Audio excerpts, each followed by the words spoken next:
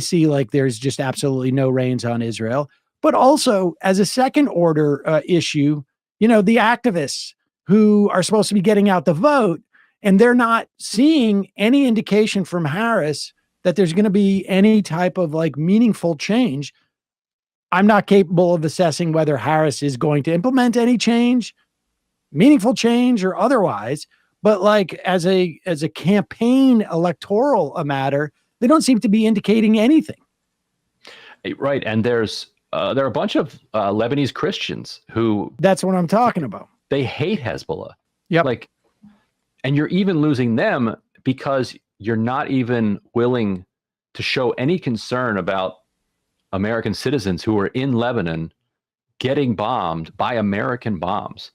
And it raises all of these questions. Like, wait a minute, you can't even control the offensive of your own client state long enough to like get an orderly evacuation of the American citizens in Lebanon. On October 12th, with Ben Gurion Airport, still operating just fine, State Department started chartering planes to get Americans out of Israel if they wanted to take the chartered flights. They were even taking their pets. Like they could take their pets out.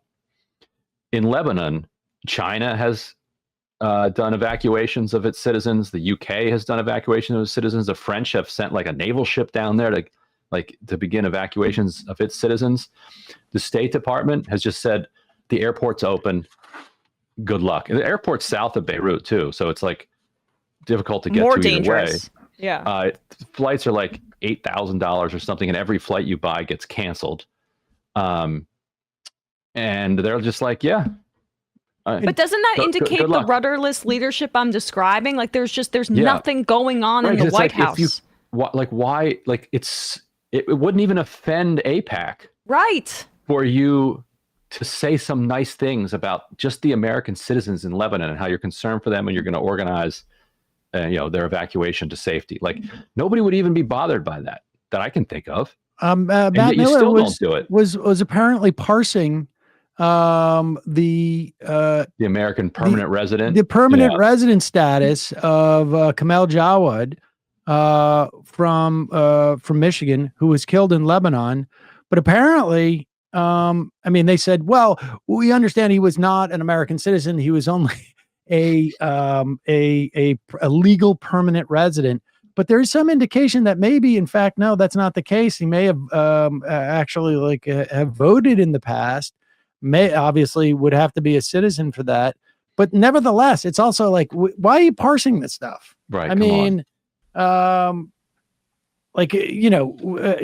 you imagine, I don't know, the Trump administration parsing stuff on Khashoggi?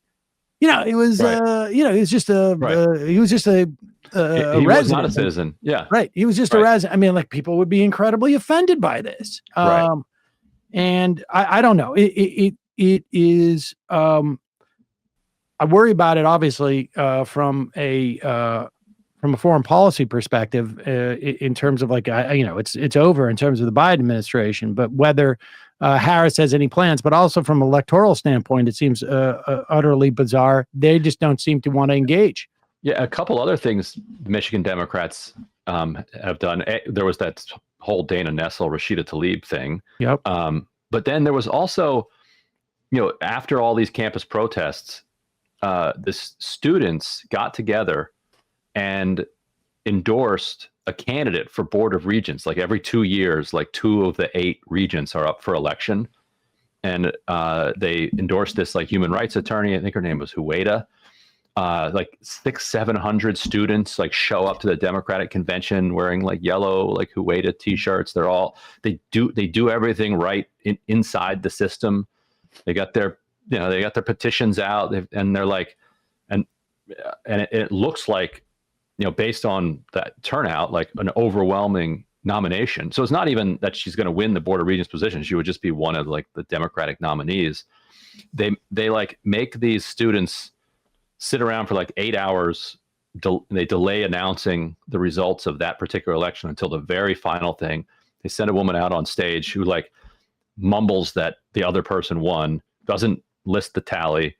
They don't explain because it's a weighted system, you know, where like county chairs get weighted heavier than these chairs and that, and the students are just left there like with the lights going up, like, what the hell just happened? And so like all of these efforts that Uncommitted and others are making to operate inside the Democratic tent and be part of this big coalition that disagrees about some things and agrees about others are just being spat on left and right.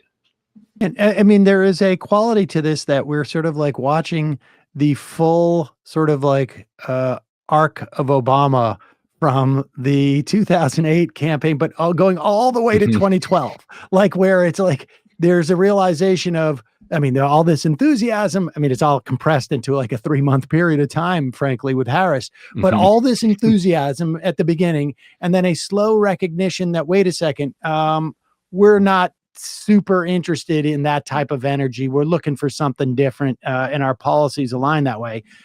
Again, it's very truncated, very difficult to assess, but that's sort of like, I'm getting